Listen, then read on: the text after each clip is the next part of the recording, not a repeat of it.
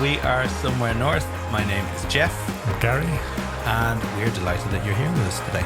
We are going to take you behind the scenes of our debut single, Eden, which will hopefully be part one of a series that will cover all the songs that we put out, because we love this kind of content and we hope you will too. And the song you've been hearing while I've been talking is the chorus of Eden. Whether you've heard it before or not, let's get started and dive right in. Let's start from the very beginning of the very first song of Somewhere North. Here we go. Which is noise. Which is noise. Yeah, I actually got somebody gave me a piece of feedback on an early mix and said, do you know that there's a crazy buzz at the start of the song? I was like, yeah, I know. I put it there. I put it there and I kept it throughout the whole song. Okay, and if anything, I turned it up. Do you want to kind of talk about where the song started? Yeah, I got a baritone from Gear for Music and it was cheap and it was shite. It was just a terribly cheap guitar because it was this, do you know the Squier, the Fender Bass 6? Yeah. It's like not a baritone, not a bass, somewhere in between. So I picked one up and I remember just everything I did excited me. Even though it just sounded terrible. There's something about that low string though. Yeah. Just gets you. Yeah. So I think it was a really simple riff, which I think we literally took as the verse, which was just down, down, down, down. And me playing that in the baritone was exciting enough to take it elsewhere. And I think those two notes, it's what we have in the verse. We have it in the chorus with different layers. But I think it was, just the baritone. And did you have some keys that went over it? Yeah. So I think that was kind of it. You played it for me, and I got giddy, and I wanted to join in. We have your guitar here. Yeah. And then I joined in on whatever I had at the time, which I think happened to be a Rhodes, on the two of them together.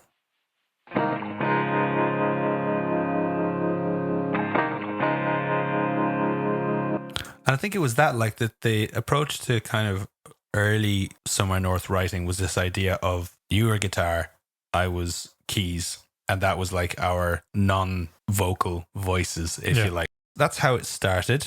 And then the band comes in. Fast, we are reciting, trying over again. Mister, can you tell? Such a triumphant film. Those are devilish. If you are open for solace to start unraveling everything that is dead. So we got a few things in there, a few things that like will become loose staples of our sound. You have the big drums played as usual by our good friend and volume maestro Ronan Nolan, and the bass, which is kind of my second home music wise.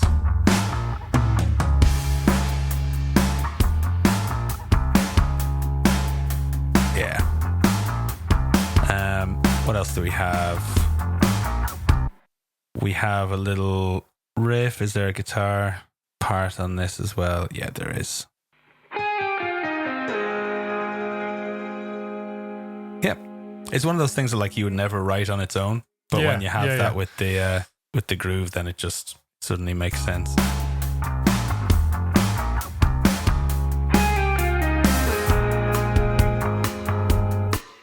Yeah. And then it leads us up to our first pre-chorus. Pre-chorus, which is a pre-chorus, and then followed by no chorus. Yeah, that's true. Yeah. A very, very pre-chorus. We got pre-chorus back into another verse, which you can just run through. Yeah. Or even...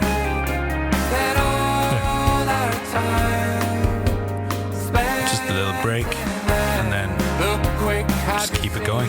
The groove's really good, so why stop it?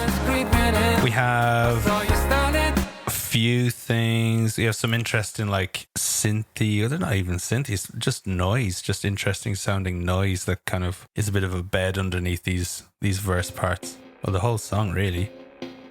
Which again, like in the context, you don't really notice it's there. But when you put everything back in, you know where it is. Yeah.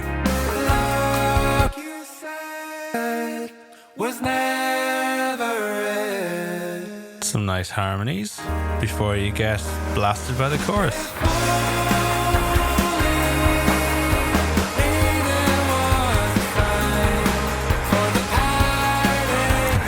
Chunky. Yeah.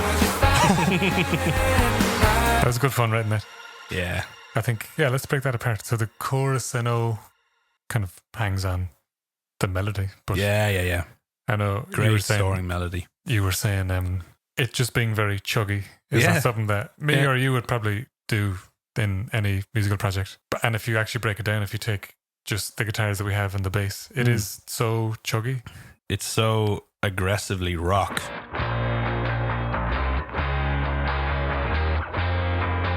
Just that kind of straight eighths. Yeah. But it keeps the kind of central rhythm from the verse, the bam, bam, Yeah. bam, bam, that kind of thing. So it still kind of shares some DNA. Yeah, the baritone is nice. It's like just standard tuning, some nice kind of phrases, which honestly, if I was to play that same chord progression on a non-baritone guitar, it would just have less impact for me. There's something totally. about that sound that just is somewhere north and this chorus. And Big time. It has a kind of a like a throatiness, for want of a better word. That growl, that kind of bite. It is a low tuned instrument, even if it doesn't have much in the way of actual bass in it. And like that with our main guitar chords, Yeah. just together is everything so just nice. kind of goes around that. Yeah. Kit. Just doing what it do. Tambourine going ham. Why not? Yeah. And then you have your key section, I think, is when it gets sparkly bits. We have like the lightest, most refined version of the main chorus guitar in the form of the Rhodes, like very much going to like opposite ends of the spectrum. Can't even hear the Rhodes. Just like hiding behind it. Yeah. Other sparkly bits include a chorused out 80s piano, which somehow has made it onto loads of our songs. Yeah. I love it. Oh, it's I love epic. It's epic, but it's like a toy piano as well. It's something kind of like, it sounds funny when I hear it, but what it does for the song is like we have it in every song, pretty much, more or less. Also, I really like doubling it up with a real piano,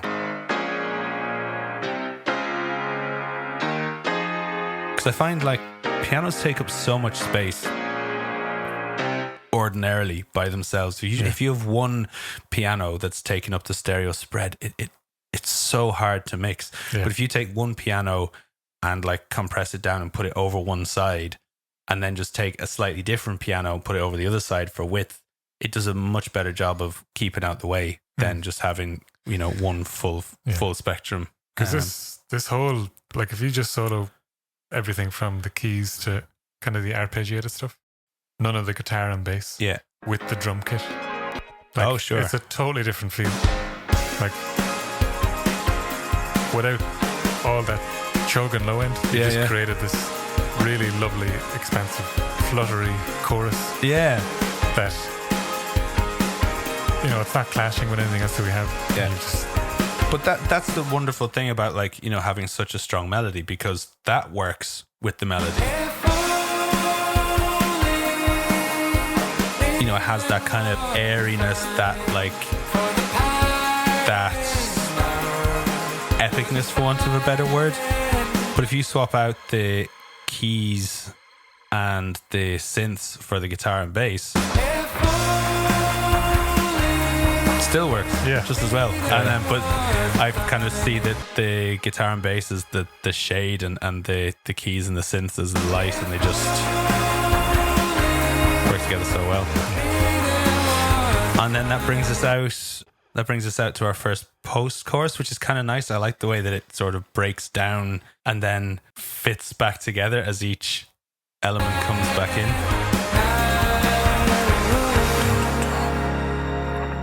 Nearly fades away. Piano, bass, and then drums, and then back in, back again. This is I need to take a second for those vocals. Such a nice big stacked harmony on the second line.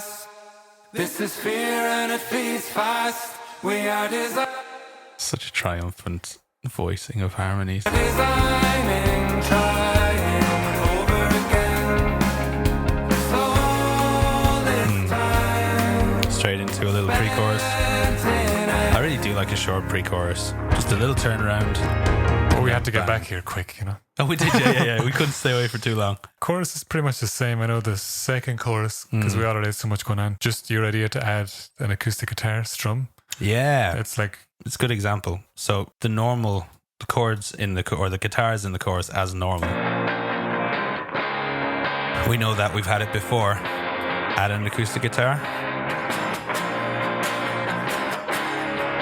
I think it's in a slightly different tuning, or maybe we put a capo on and played the same chords, so it has.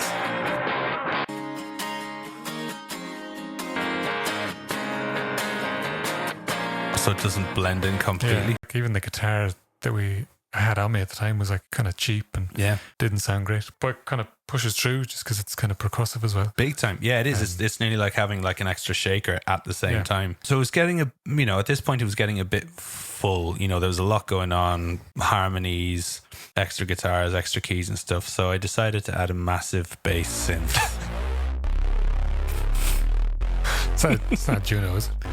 Or Good question. It might be. I mean, it's a software synth, but it could be an emulation of a Juno or like an Oberheim synth or something like that. But the way I thought of it was that you can get a thing on bass synths where you can just get the very, very lows and the very, very highs. So it doesn't really trample over anything else. It just gives you a bit of height, if you like, both low and high. I think that, and my favorite part of this song, and every song, you never create it kind of when we're in the demo phase of the song, but at some point there'll be a piano arpeggiated flutter that gets put in a lot of our songs, and Like that. I love it so much. I love it. I like this one as well, because it's not a lot of arpeggios are like straight up and down. Yeah. This like it goes in octave jumps, which is kind of cool. It gives it a slightly different thing. Because didn't you take that from? Is it from a piano sample in the song, or is it just something else? I think I programmed it separately, but yeah, again, it's just nice glittery stuff from the keys and the synths. Oh yes, I forgot our Eurosynth moment. Yes. I can't believe this made it into the finished thing. But again, it's not for what it is on its own, but it's for like.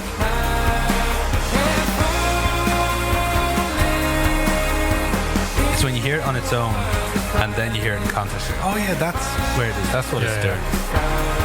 Yeah, Because it's like the rhythm pattern of it as well. It's kind of pushing through against everything else. and it's And not because constant. the sound is so like, the hell is that? Yeah, exactly. It Plus- makes you pay attention. And then it breaks down to the section that I know, like, for a lot of people who didn't know who we were at first, this was the thing that kind of made them pay a bit of attention. The outro breakdown section. Big obnoxious tempo change. Yeah, exactly. Which is something I don't think I'd ever done before No. up to that point. No. But it's just great anticipation. It kind of slows down. And you know something's coming up, but you're not sure what. And I don't really think anybody expected this, especially anyone who knew either of us. Yeah.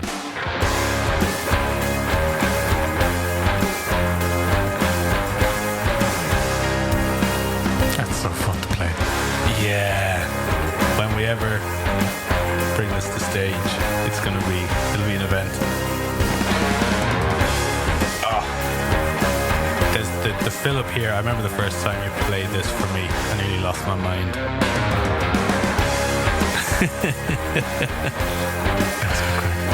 Lots of crack. Written on a cheap €180 Gear for Music bass 6. And you can do it too, kids. Yeah. This end section is a bit more important to Somewhere North as a whole than just the outro of a song. Yeah. I remember this wasn't supposed to be originally part of the song. I think I was just messing around and We needed Add some that way to riff. finish it. yeah, I just took an idea from somewhere else and put it in. And I remember the part of me that was like thinking about song structure and thinking about what you should do or shouldn't do was like, oh, you can't do this silly like tempo change and just kick into this like Yeah. for no reason. Yeah. But because we've known each other since we were kids and been writing since we were like teenagers, when we would write and make music at that time, we had no inhibition and we had no voice Oh, God, saying that you can't or can't Anything do something. goes. It kind of revived just a part of our childhood, writing for the sake of writing and Sure. making music because it sounds fun and making music because it is fun Yeah. and doing it with your friends. Just that section was like, it didn't make any sense, but I don't care. And I think that was the birth of, I guess, if there's a mantra, for lack of a better word, for what the project is, it's just make music with friends and have fun and don't think Yeah. about it. You know? But take the fun seriously as well. Yeah. You know, it Yeah. is fun, but it's not throwaway. You know, it's every bit as carefully kind of thought out and crafted as the rest of the song. Yeah. So yeah, that And brings that's- us to the end.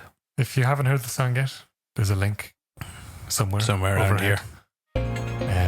Have a listen Yeah.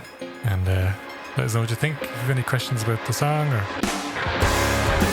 anything at all, just Drop us a line. You can find us on all the usual spots, and there'll be more. This is the first of the series, and if you enjoyed this, we hope you enjoy us again on the next one.